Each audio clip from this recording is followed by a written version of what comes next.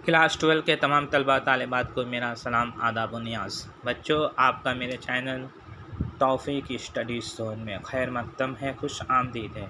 आज मैं आपके लिए West Bengal council of higher secondary education and NCERT subject Urdu class 12 Urdu grammar Urdu कवायद पार्ट 3 लेकर हाजिर हूँ। तो आइए बिला ताख़ीर शुरुआत करते हैं। Let's start now. जो बच्चे क्लास 12 का एग्ज़ाम देना चाहते हैं और तैयारी कर रहे हैं तो उर्दू सब्जेक्ट के लिए, उर्दू मज़मून के लिए, उनके लिए बहुत ही मुफीद और कारआमद वीडियो है। तो आइए बिला ताख़ीर शुरुआत करते हैं। Let's start now. पहला सवाल आपके पहला ग्रामर का क्वेश्चन है फ़ेल लाज़िम। फ़ेल लाज़िम ये वो फ़ेल है जिसमें मफ़ूल की ज़रूरत ना हो। मफ़ूल कहते हैं इंग्लिश में मफ़ूल को ऑब्जेक्ट कहते हैं। यह फ़ेल है जिसमें मफ़ूल की ज़रूरत ना हो, यानी किसी जुमले के लिए तीन चीज़ों का होना बेहद लाजमी है। एक है फ़ाइल जिसको सब्जेक्ट कहते हैं इंग्लिश में, दूसरा है फ़ेल जिसको इंग्लिश में वर्ब कहते हैं, और तीसरा है मफ़ूल जिसको इंग्लिश में ऑब्जेक्ट कहते हैं। The subject, verb plus object, तीन चीज़ों का होना ज़रूरी है।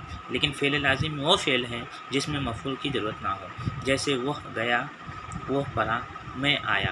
तो इसमें देखिए सब्जेक्ट है और वर्ब है, यानी फ़ाइल है और फ़ेल है, मफ़ूल नहीं है, इसलिए उसको फ़ेल लाज़िम कहते हैं। उसके बाद दूसरी है फ़ेल मुतअद्दी। ये वो फ़ेल है जिसमें मफ़ूल की ज़रूरत पड़ती है, यानी मफ़ूल की ज़रूरत, इसमें मफ़ूल की ज़रूरत पड़ती है। मसलन वाजिद ने ख़त लिखा, मन्नान ने किताब पढ़ी, जावेद ने आम खाया। तो यहाँ पर देखिए ख़त जो है मफ़ूल है, किताब मफ़ूल है, आम मफ़ूल है, यानी ऑब्जेक्ट। तीसरी है फ़ेल मजहूल। ये फ़ेल है जिसके फ़ाइल को ज़ाहिर ना किया जाता हो, यानी इसमें फ़ाइल को ज़ाहिर ना किया जाता। पहले फ़ेल लाज़िम में मफ़ूल की ज़रूरत ना पड़ती थी, अब इसमें फ़ाइल की ज़रूरत ना पड़ती हो। फ़ाइल सब्जेक्ट मसलन किताब पढ़ो, यहाँ पर देखिए सब्जेक्ट को मेंशन नहीं किया, किताब पढ़ो बोला गया है। नाश्ता करो, जवाब दो, वगैरह वगैरह, इसको कहते हैं फ़ेल मजहूल। इसमें फ़ाइल की ज़रूरत नहीं पड़ती।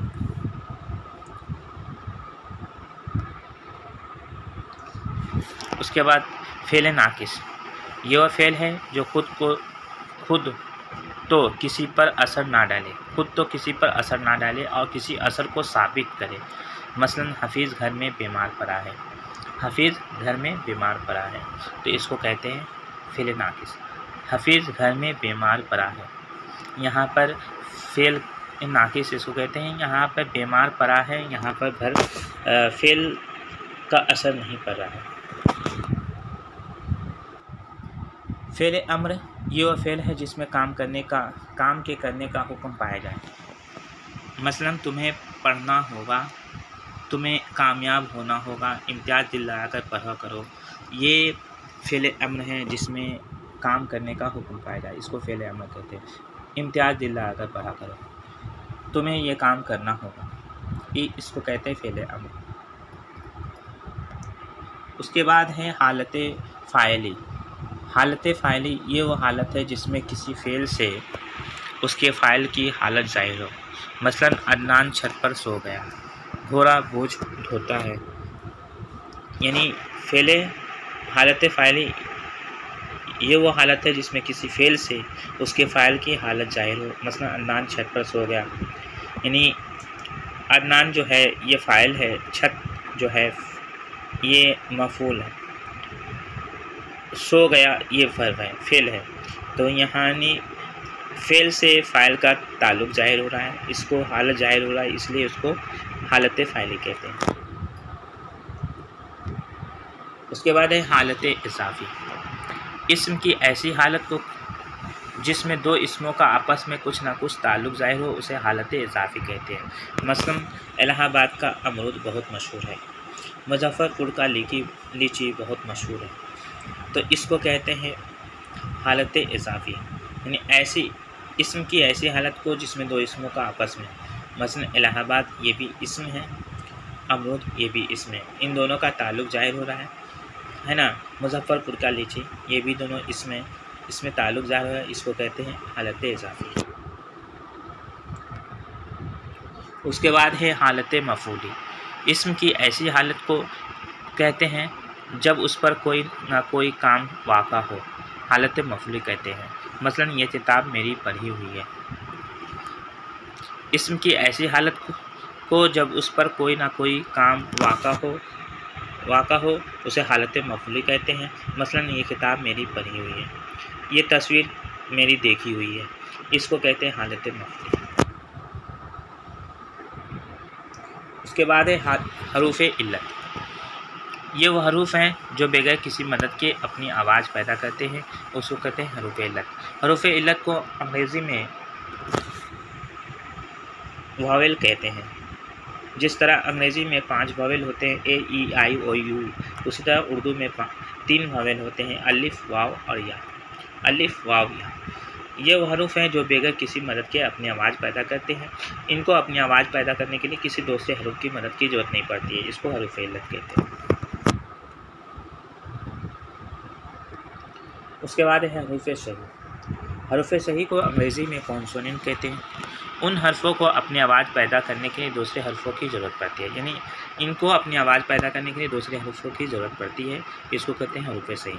मसलन अलिफ वाव या को छोड़कर बाकी अंग्रेज़ी में 37, कहीं पर 36 भी दिया हुआ, हालांकि 36 ही होता है।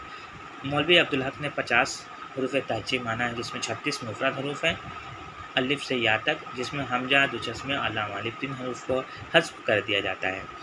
लेकिन आप 37 ही मानिएगा क्योंकि आपको उतना डीप में नहीं जाना है। 37 जिसे हमजा अदु चश्मे, इन तीनों को आपको निकाल दिया जाएगा क्योंकि ये तीनों 2 हरूफ जो है अपनी आवाज़ खुद से पैदा नहीं कर सकते।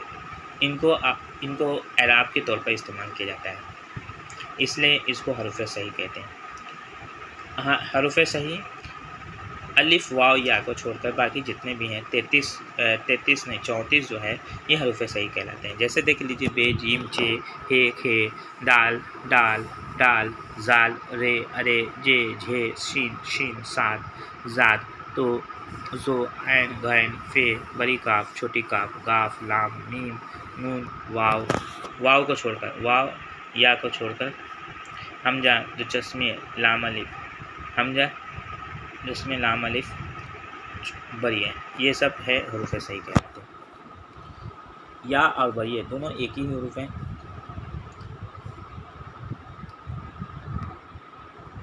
उसके बाद है हरूफ अत्फ। ये हर्फ हैं, ये वो हर्फ है जो 2 इसमों, जुमलों या फ़ेलों को आपस में जोड़ दें, इसको कहते हैं हर्फ अत्फ। मसलन और, नेज़, बल्कि वगैरह वगैरह, इसको हर्फ अत्फ कहते हैं। हर्फ अत्फ एक और है जो 2 लफ्ज़ों के दरमियान में आता है और उसकी आवाज़ पेश की तरह निकलती है।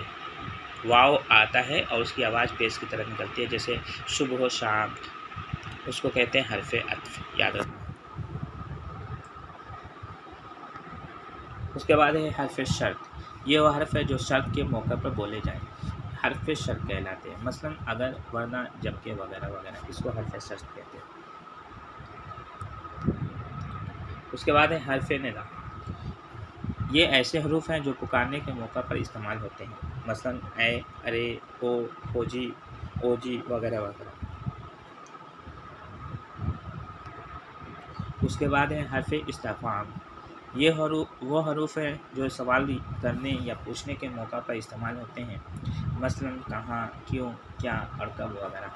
हर्फ इस्तिफ़हाम ये वो हरूफ हैं जो सवाल करने या पूछने के मौका पर इस्तेमाल होते हैं, मसलन कहाँ, क्यों, क्या, कब वगैरह वगैरह। उसके बाद है हर्फ ज़ार। हर्फ ज़ार जिसको अंग्रेज़ी में प्रेपोजिशन कहते हैं, हर्फ अत्फ जिसको हम लोग पढ़े हैं उसको कंजक्शन कहते हैं अंग्रेज़ी में। उस हर्फ को कहते हैं जो किसी इस्म का दूसरे इस्म या फ़ेल से ताल्लुक़ ज़ाहिर करे, उसको कहते हैं हर्फ ज़ार। किसी इस्म या फ़ेल का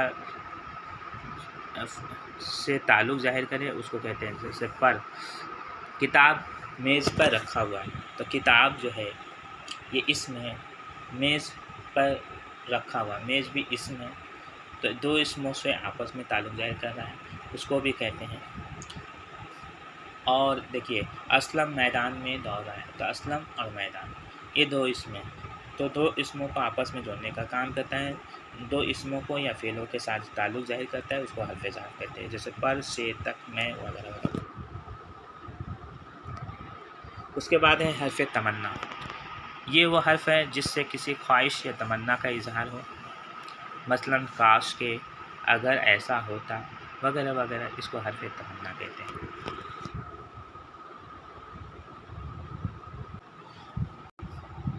बच्चों, मेरी वीडियो आपको कैसी लगी? अगर अच्छी लगी तो चैनल को सब्सक्राइब कीजिए, लाइक कीजिए और वीडियो को ज़्यादा से ज़्यादा अपने दोस्तों में शेयर कीजिए। आज के लिए इजाज़त दीजिए अपने उस्ताद मोहतरम तौफ़ीक अंसारी को। अल्लाह हाफ़िज़।